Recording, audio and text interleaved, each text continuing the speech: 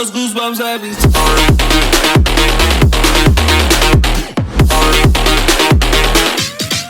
Spin it back now.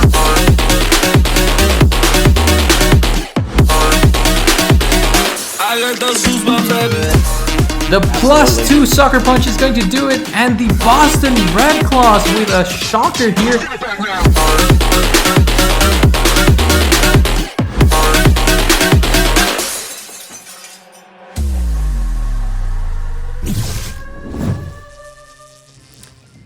What's up, everyone? Welcome to Superior Draft League's final matchup, the championship matchup between the Spikemuth Pranksters and the Kent Klawfs.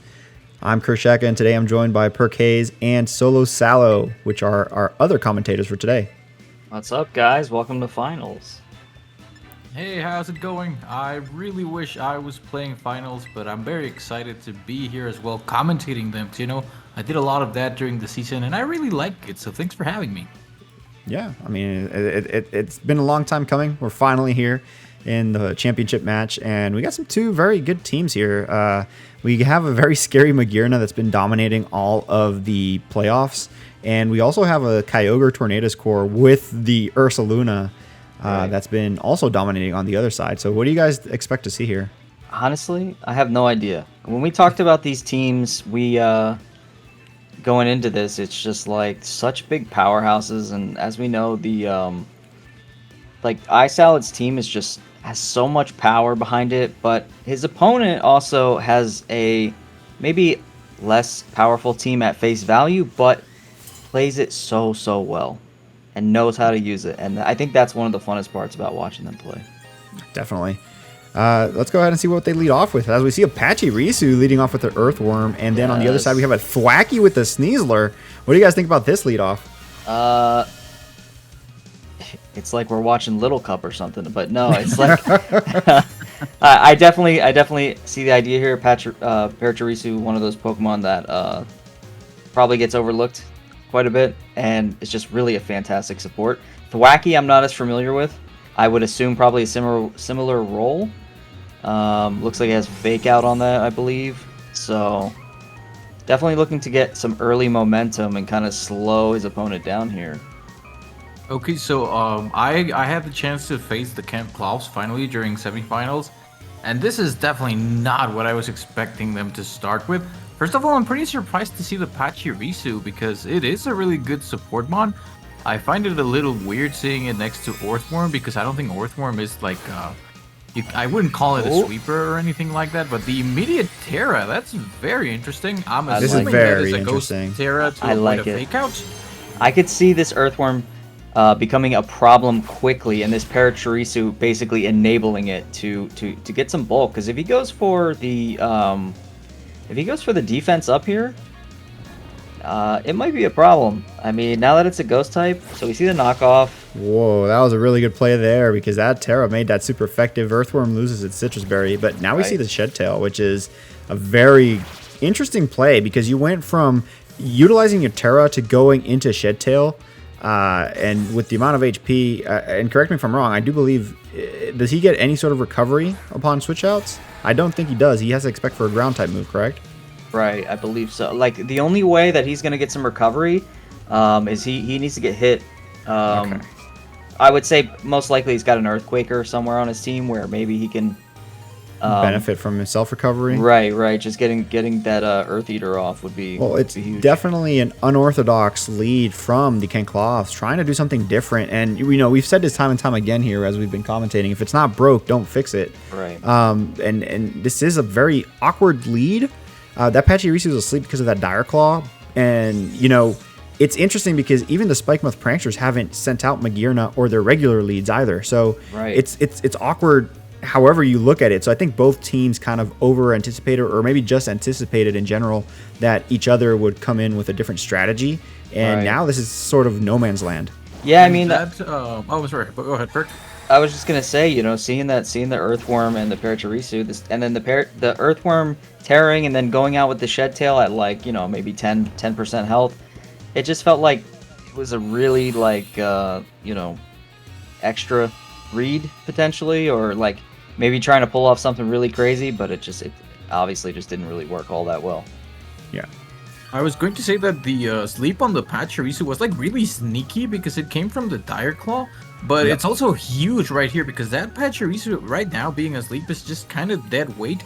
It's not going to be able to pull off any redirection. And then the Sneasler right there setting up the Sunny Day, that was big too because that makes that, since no Pokemon have been KO'd on the opponent's side, he's about to counteract it right there with the Kyogre, so very smart. Yep. But the Sun made it so that Basculegion wasn't as big of a threat.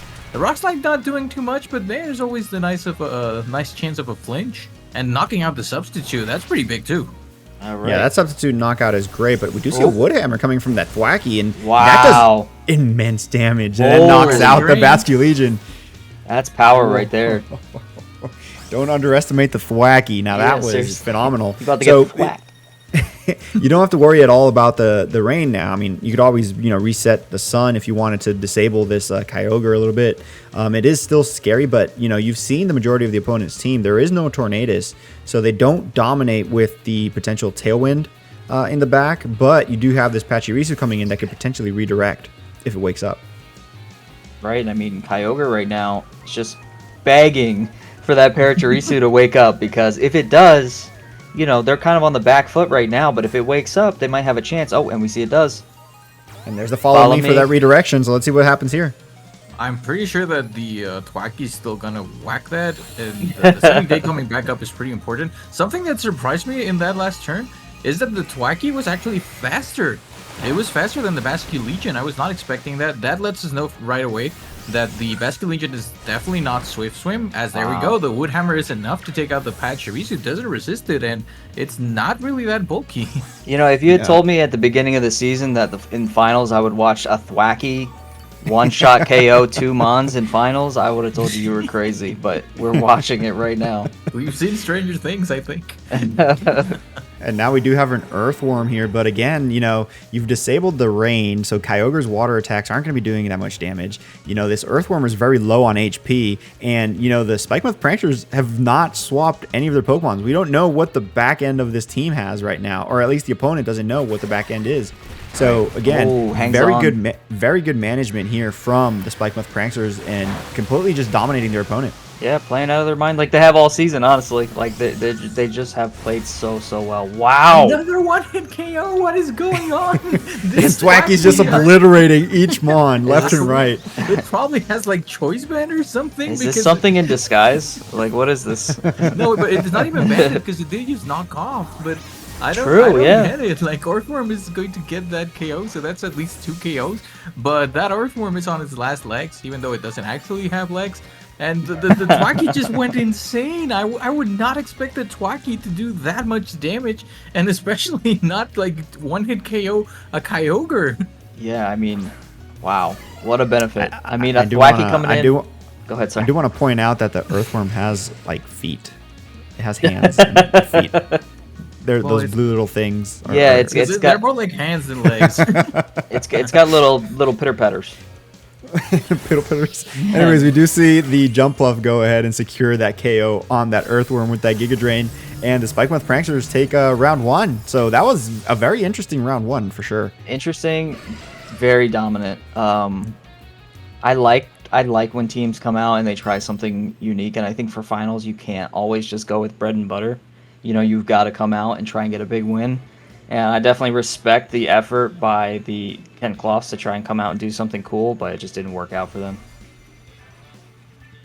And I think it was really big again how the Sneasler just kept setting up Sun. Like, it set it up before Kyogre came out. It reset it when the Kyogre came out. And something that made me very curious is that the Kyogre was just using Water Spout over and over. So I would assume that it should at least have Ice Beam to try to hit that Thwacky or something else. But it just kept going for the Water Spout. Even used it a couple of times in the Sun. So you that think maybe it's really choice banded? Or not banded, but it's choice? Specs. It could be, but I still Specs, wouldn't click Water Spout in that situation. Yeah, I wouldn't either, but... Yeah, no, Right, both so we teams, see the same both team, teams have basically. done quite a bit to make it up here. So it's not without a doubt that, Kent Klawfs can't adjust, but they need to adjust. Whereas the Spikemuth Pranksters obviously having the lead here, they really just need to play the same game.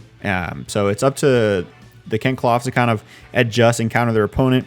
Right. I wouldn't be surprised if they decide to rely back on that Tailwind combo, since that's been so dominant throughout the playoffs for them. Well, and I think too, like Ice Owlet's team has the bulk to withstand some of the high damage threats on the opposite team, but they're really gonna have to utilize their mons correctly in order to take advantage of it, because as we saw, that Thwacky just whacking. So Thwacky would whack everything to death. yeah. So I think the potential is there for them to tank some hits and kind of get some momentum going, but they've just got to make it happen. And this right here is a little bit of what I'm talking about. We got some high damage and we got some beef, and we see that basically the same combo come out on the other side, and it's like you said before, if it's not broke, don't fix it. And this combo worked for them.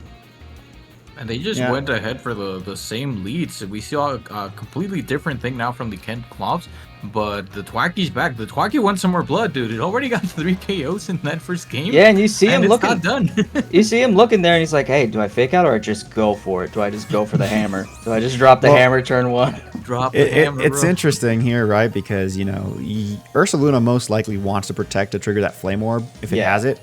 And we've seen it rock both the Grass Terra and a normal Terra in the past. So we don't know which of the two it's rocking right now. But if it doesn't Terra at all, Woodhammer from Thwacky is going to threaten it a bit. So I feel like it has to protect Tornadus, though. Right. That's the question. Do you withdraw the Ursaluna? Wow. Never mind. Didn't want to take the risk. Withdraw the Tornadus, but no, not at all. And this is a threat right here, because if you would have Woodhammer into that slot, that would have been dangerous. Yeah, but sometimes you got to make those bold predictions. You saw even the Spikemuth Pranksters, they were not too sure about what they were going to do either. You saw them bouncing back and forth trying to figure out what they were going to do there. And I can't really say I blame them. This is a really crucial play, and they get the flinch. Well, it did fake out, no? No, the rock slide got the flinch, and that was big, because I feel like it probably was going to go for potentially. I don't really know. Would it go for? But it would hurt. Bleak Wind Storm potentially to get a double super effective hit. Right. Because if not, it would have gone first with the Prankster ability. And it was carrying an iron ball, so I'm assuming Correct. that it does have like trigger switcheroo as well to try to give that to someone. But it is more than likely that he was going for the Bleakweed Storm. But that flinch was very, very big, and at least the rain is up for them now. But that Thwacky, look, that Thwacky's got that face like, I'm about to drop the hammer on you. Thwacky looks like Goku in the rain on Namek right now. Like, he's ready to go. And all right, we do see the sunny day come out, but now my question is, does that Tornado set anything up? No, it goes for Bleak Wind Storm. Wow, and a lot of damage. That's a lot of damage there, actually. So you think we're going to see the water? Oh, you see the thunder. I'm surprised it landed in the sun, honestly. Yeah. I'm not that lucky. That at least the Sneasler goes down, so there is some wiggle room here now for the Kent Klawfs, but that Kyogre is gone. That Thwacky is the MVP without a doubt of this match. It's insane how much damage that thing is outputting. No way. And the crazy thing too is just getting rid of that Sneasler. Sneasler's just such a annoying mon, especially against this team where it just keeps setting up Sunny Day in its face and just doesn't care. We do see the Basket Legion come in now. My question would be if Tornadus potentially has like a Rain Dance to manually set up the rain to get that speed boost on the Basket Legion with Swift Swim. Interesting. But it doesn't have it. We saw in that other game that it's probably adaptability. It wasn't fast enough. It was outsped by the Thwacky, so that was big. We know that Thwacky is faster here unless it gets it could get Aqua Jet. But he would need to set up the sun for that, to get rid of the sun for that. So if Tornadus is not carrying Rain Dance, then he's kind of in a rough spot here. Yeah, I think a Rain Dance Aqua Jet would be enough to take care of the Thwacky. Question you're here. Boosting Magearna. You're boosting Magearna then. At that point, are you sure you want to take that risk? Well, we're going to see the Terra. Yeah, Magearna's going to go ahead and get that resistance up with that dragon. I think it went dragon. Ooh, pretty interesting. Because that resists water, so it's really good against this team. Kyogre's gone, which was the most likely suspect for a potential ice coverage. So that Magirna is looking pretty rough for the other team. As we do see like combo Nice. Tailwind Aquajet, so that is enough to take out the Twacky. Is it? But like we said, Magirna is about to get a boost, and Magirna hits like a truck. We saw it carrying the Pixie Plate too, and it's about to put it to good use. Oh, big damage on the Basculegion, and Tornadoes is out, so no more rain in case he did have it. And another boost. This is, in my opinion, sealing the fate right here because now the Ursaluna can't get a super effective hit with its Earthquake, and it's going to potentially have to protect to try to get something out of the Flame Orb if it has it. Right. But even then, the situation it's in right now, it's going to be really tough for it to take care of that Magirna. Yeah, not to mention Jumpluff threatens both of these, and you've got a +2 Magirna on the other side too, and it's like, where do you go with this? Jumpluff went for Cotton Spore. Yeah, and you know the thing is too, that turn right before that last part right there was looking good for the Ice Salads team. Sorry, it's Kent late. Klawfs. It was looking good for them. Like they had made a good play, got the Aquajet off with the Tailwind, got some momentum back, and then just losing that Mon there at the end of the turn was just not good. And right here we're gonna see the Terra come out. The Terra can change anything. Let's see what happens here. And this is a Terra Steel. Good resistance for that Dazzling Gleam that you might be expecting from the Magirna. And also for any grass moves that the potential Jumpluff is carrying. We did see, I think you said it was going for Cotton Guard, so that's pretty interesting as well. Magirna is going to protect, I'm guessing, to kind of scout out the situation. The Facade, though, and it's going to be not enough, I guess, because of the burn, but he did need to put in some damage before that went up, and guess what? Well, now you're standing in front of two physical attackers, one which is very much hindered by the sun, but with a massive increase to the defense there, and also probably taking full advantage of the Chlorophyll, because that nothing's going to get past that Jumpluff, even though the Kent Klawfs, I think they still have Tailwind. Yeah, right? And I think right now we saw the Strength Sap on the Jumpluff. So again, you can Strength Sap the Ursaluna and recover HP. You should still outspeed it underneath the Tailwind because of the Sun and Chlorophyll. So you start debilitating the Ursaluna if you went that route. But again, I think the boost on Magirna should be enough to just secure the KO here on the Basculegion. And I think that's probably a good call. Get the last respects out. Try and get as much damage as you can before it's too late. So now it's going to come down to a 1v1 most likely here, because I expect the Jumpluff to take something out here.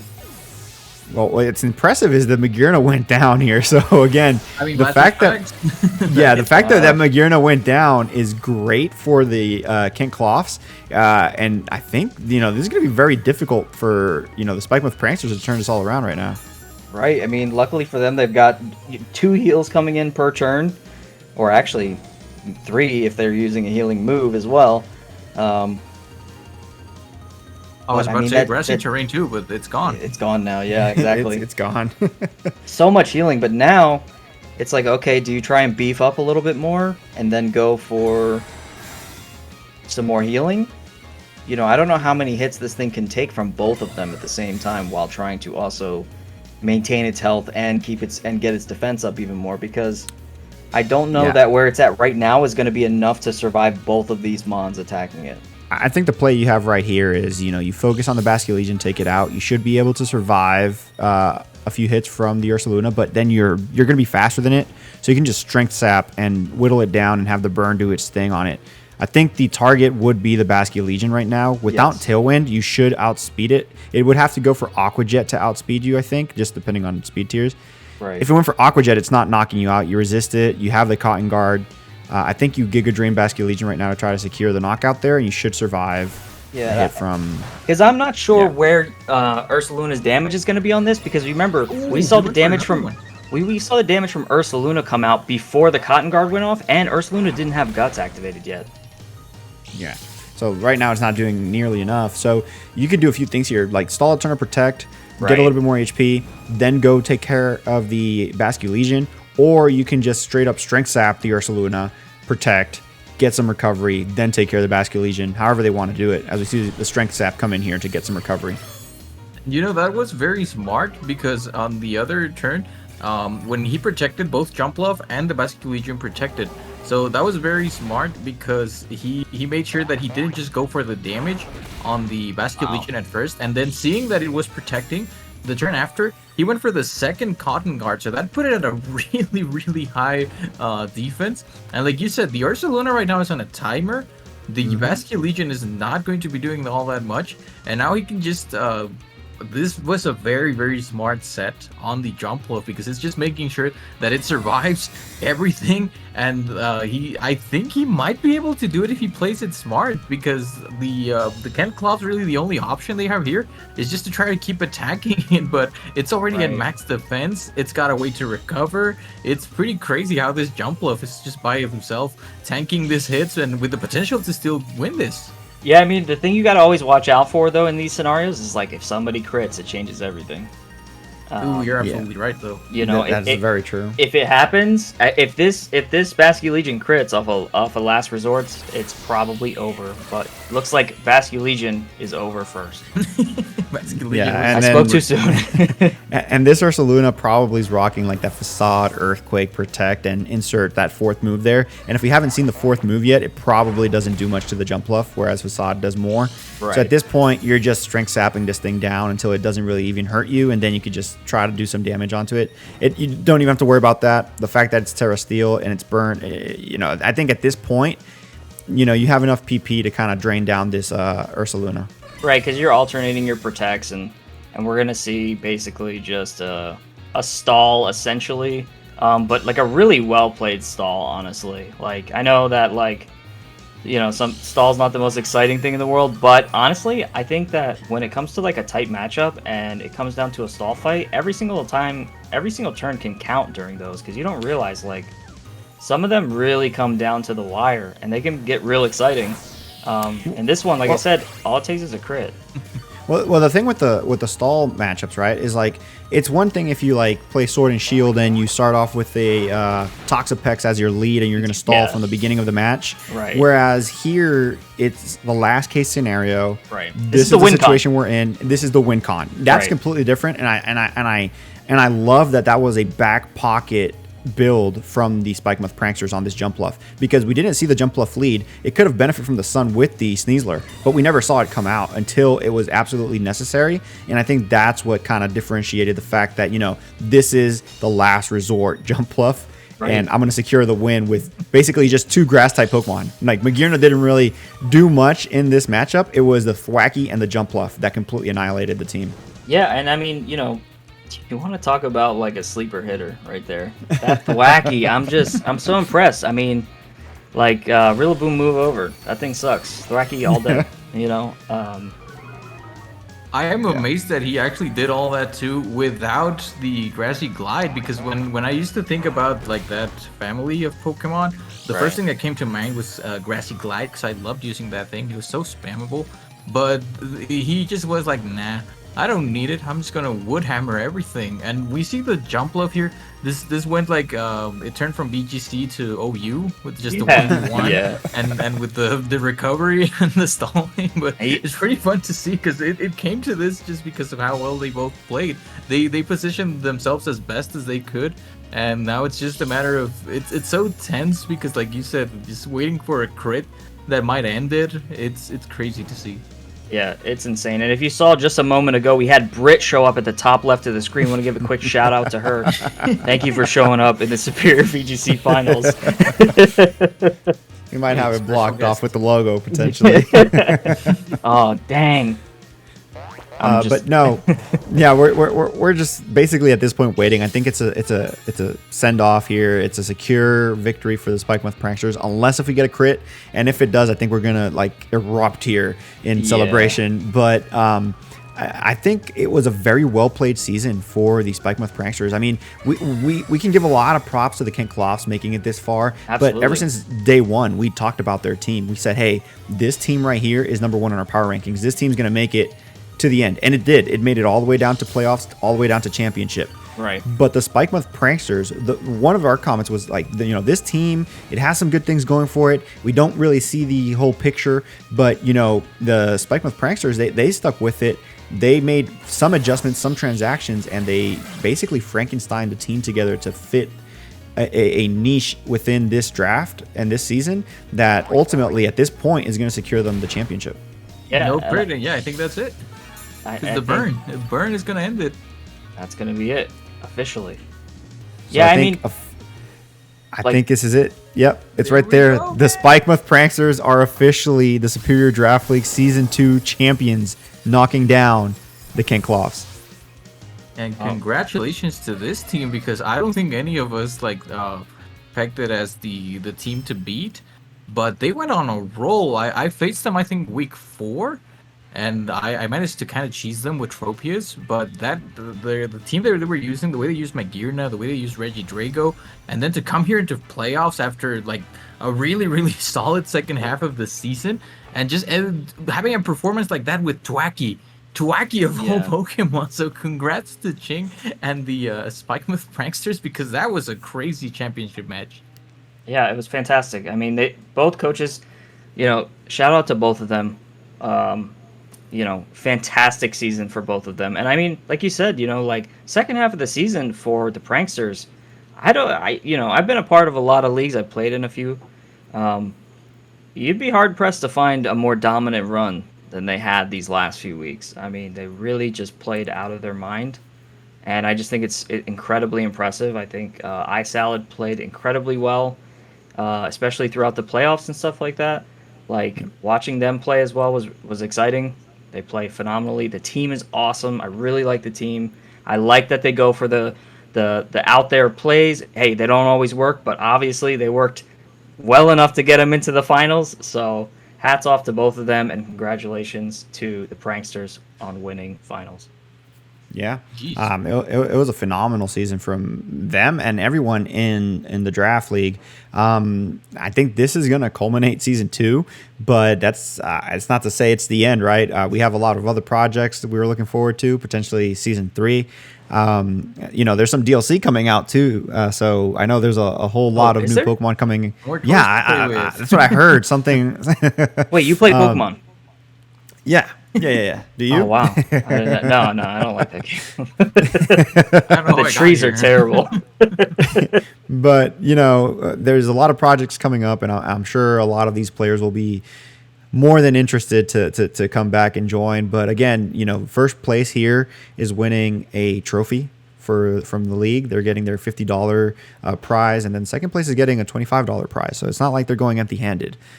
So again, it was a very great run from both of them, and who knows, maybe we'll see them again for season 3. Maybe we'll see them again for some other project.